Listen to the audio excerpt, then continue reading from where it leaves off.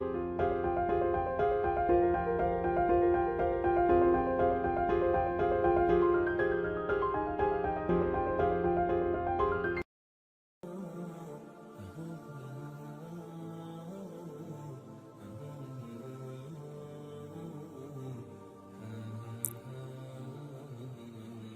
باللہ من الشیطان الرجیم بسم اللہ الرحمن الرحیم۔ شروع اللہ کے نام سے جو بڑا مہربان نہایت رحم فرمانے والا ہے۔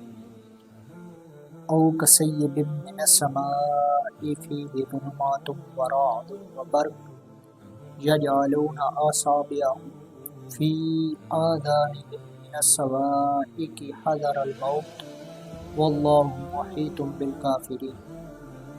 یا آسمانی برسات کی طرح جس میں اندھیریاں اور گرج اور بجلی ہو، موت سے ڈر کر کڑاکے کی وجہ سے اپنی انگلیاں اپنے کانوں میں ڈال لیتے ہیں، اور اللہ تعالیٰ کافروں کو گھیرنے والا ہے۔ اس آیت میں کئی چیزوں کا ذکر آیا ہے: بارش، اندھیرے، بادل کی کڑک اور بجلی کی روشنی، اور ایسے سمے میں سفر کرنے والا شخص۔ یہ سب مشبہ بہار ہیں۔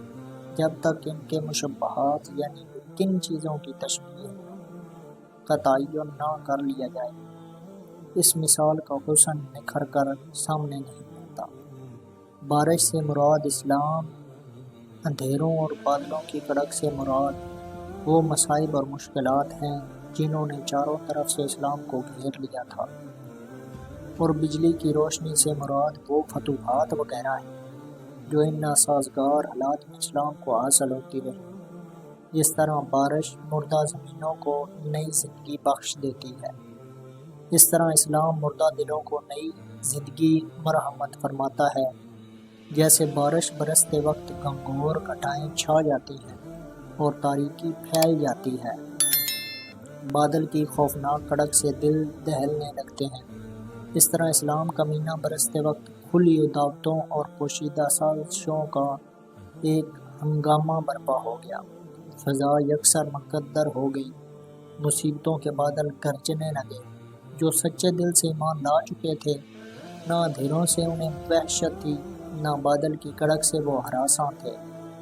مصائب کے ہجوم میں بھی وہ چٹان کی طرح ڈٹے رہے، لیکن وہ لوگ جو مذبذب تھے، ان کی حالت عجیب ڈاواڈول تھی۔ وہ اسلام کی حیات بخش چھینٹوں سے سیراب بھی ہونا چاہتے تھے، لیکن مصائب کی تاریک گھٹائیں دیکھ کر، مشکلات کی کڑک سن کر ان کے دل ڈوب ڈوب جایا کرتے تھے، اور اسلام کا دامن چھوڑنے میں ہی انہیں اپنی سلامتی نظر آتی تھی۔ پھر اگر اسلام کو کوئی کامیابی نصیب ہوتی تو وہ اسلام کی طرف لپکنے کی تیاری کرتے۔ ایسے میں اگر مصائب کا کوئی تند و تیز جھونکا آ جاتا تو وہ بد دل ہو کر رہ جاتے۔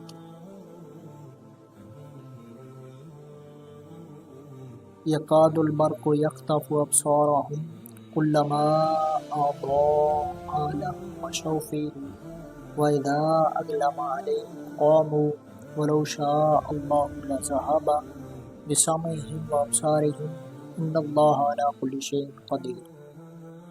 قریب ہے کہ بجلی کی آنکھیں اچک لے جائے، جب ان کے لیے روشنی کرتی ہے تو اس میں چلتے پھرتے ہیں، اور جب ان پر اندھیرا کرتی ہے تو کھڑے ہو جاتے ہیں۔ اور اگر اللہ تعالیٰ چاہے تو ان کے کانوں اور آنکھوں کو بیکار کر دے۔ یقیناً اللہ تعالیٰ ہر چیز پر قدرت رکھنے والا ہے۔ اللہ تعالیٰ ہر چیز پر قادر ہے۔ ہندی، مصری اور یونانی دیوتاؤں کی طرح اس کے اختیارات محدود نہیں ہیں۔ کائنات کا ذرہ ذرہ اس کا تابع فرمان ہے، بلندیاں اور پستیاں سب اس کے حکم کے سامنے صرف گندہ ہیں۔ یا ایھا الناس اعبدوا ربکم الذی خلقکم والذین من قبلکم لعلکم تتقون۔ اے لوگوں، اپنے اس رب کی عبادت کرو جس نے تمہیں اور تم سے پہلے لوگوں کو پیدا کیا، یہی تمہارا بچاؤ ہے۔ ان آیات میں اسلام کے بنیادی مقاصد یعنی توحید، صداقت، قرآن اور حقانیت، نبوت وغیرہ پر ایمان لانے کی دعوت دی جا رہی ہے۔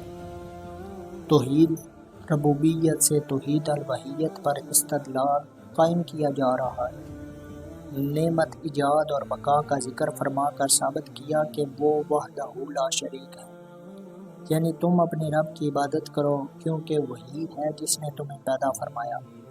اگر وہ کرم نہ فرماتا تو تم فنا کی دنیا سے وجود کی دنیا میں کیسے آ سکتے؟ پھر اس نے مزید کرم یہ فرمایا کہ تمہیں پیدا کر کے تمہارے آرام و آسائش اور حیات و بقا کے سارے سامان خود فراہم کر دیے۔ اگر وہ تمہیں صرف پیدا کر کے چھوڑ دیتا اور اپنے لطف و عنایت سے تمہارے رزق اور آسائش کا انتظام نہ فرماتا تو تم پیدا ہوتے ہی ہلاک ہو جاتے۔ اب جب کہ تمہارا وجود بھی اس کے کرم کا صدقہ ہے اور تمہاری زندگی اور بقا بھی اس کی نظر رحمت کی محتاج ہے اور کسی کا اس میں کوئی حصہ نہیں۔ جب ایجاد و ربوبیت میں وہ وحدہ لا شریک ہے تو الوہیت میں کون اس کا شریک ہو سکتا ہے؟ جب لا خالق الا اللہ اور لا رب الا اللہ کو تسلیم کرنے میں انکار کی گنجائش نہیں تو لا محالہ لا الہ الا اللہ بھی تسلیم کرنا پڑے گا، اور جب اس پر ایمان محکم ہو گیا تو لا معبود الا اللہ پر بھی یقین راسخ ہو جائے گا۔ تو ثابت ہوا کہ عبادت کے لائق صرف وہی ذات پاک ہے جو ہر لحاظ سے وحدہ لا شریک ہے۔ توحید کے نازک اور پیچیدہ مسئلہ پر قرآن کا استدلال آپ نے ملاحظہ فرما لیا۔ کتنا فطری، کتنا سادہ ہے، اس کے باوجود کتنا مؤثر اور یقین پرورہ ہے۔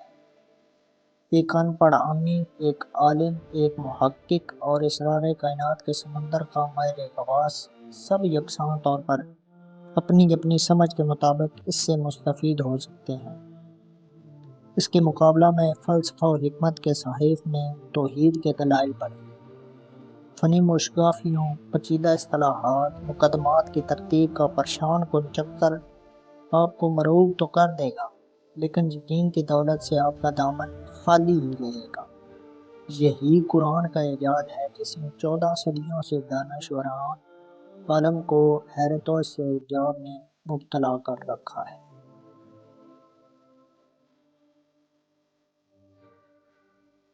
الذی جعل لکم الارض فراشا والسماء بناء وانزل من السماء ماء فاخرج به من الثمرات رزقا لکم فلا تجعلوا للہ اندادا وانتم تعلمون۔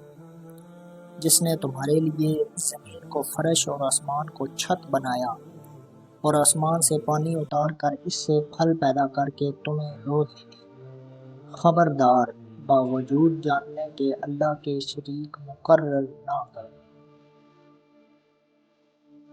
اس کا مفرد ند ہے جس کا معنی ہے المثل مناوی، یعنی وہ شخص جو کسی جیسا بھی ہو اور مخالف بھی ہو۔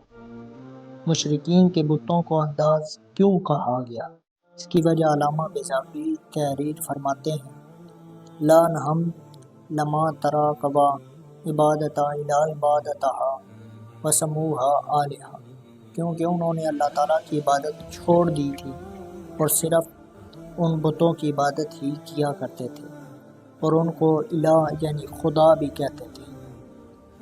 اللہ وما علینا الا البلاغ المبین۔